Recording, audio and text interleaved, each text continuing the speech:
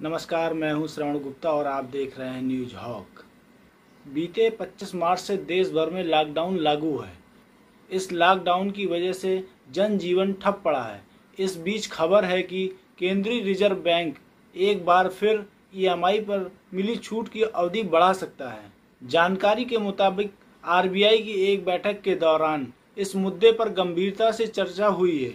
अगर आरबीआई फैसला लेता है तो टर्म लोन या क्रेडिट कार्ड की मासिक किस्त देने वाले ग्राहकों को कुल 6 महीने यानी 31 अगस्त तक की राहत मिलेगी। इसका मतलब ये हुआ कि आप कुल 6 महीने तक लोन या क्रेडिट कार्ड की मासिक किस्त ईएमआई देने से बच सकते हैं।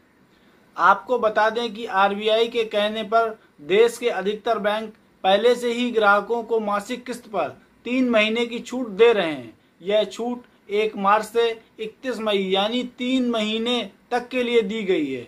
इन 3 महीनों में आप मासिक किस्त नहीं देते हैं तो बैंक आप पर दबाव नहीं बना सकता है। इसके साथ ही आप डिफाल्टर भी नहीं कहे जाएंगे। मतलब ये है कि आपके क्रेडिट स्कोर पर भी कोई असर नहीं पड़ने वाला है। इसके साथ ही बैंक ग्राहकों को कट चुकी ईएमआई को वापस लेने की सुविधा भी दे रहे हैं। हालांकि इसके लिए ग्राहकों को एक फॉर्म भरना या कस्टमर केयर में संपर्क करना होगा। कस्टमर केयर के अलावा बैंकों की वेबसाइट, ऐप या सोशल मीडिया प्लेटफॉर्म पर भी इस संबंध में हर सवाल का जवाब दिया जा रहा है। बैंकों की मोहलत का मतलब ये बिल्कुल नहीं है कि आपकी ईएमआई माफ़ कर दी जाएगी।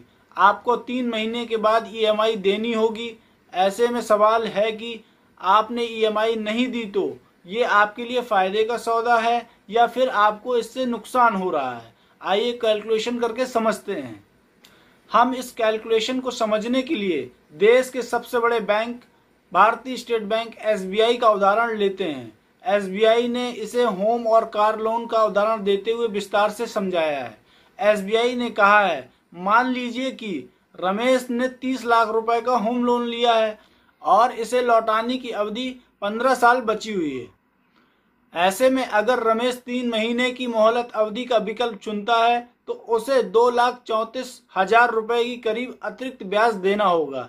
ये 8 ईएमआई के बराबर है।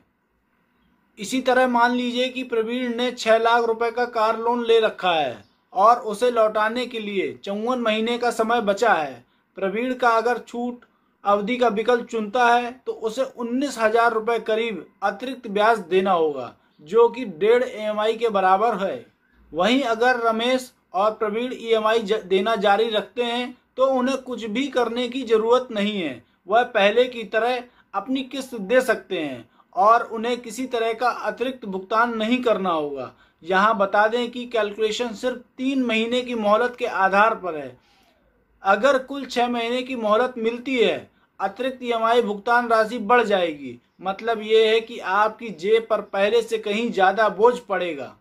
bankbazaar.com के सीईओ आदित्य शेट्टी के मुताबिक कोरोना संकट में जिन लोगों की आय पर फर्क नहीं पड़ा है उन्हें अपनी ईएमआई समय पर देनी चाहिए।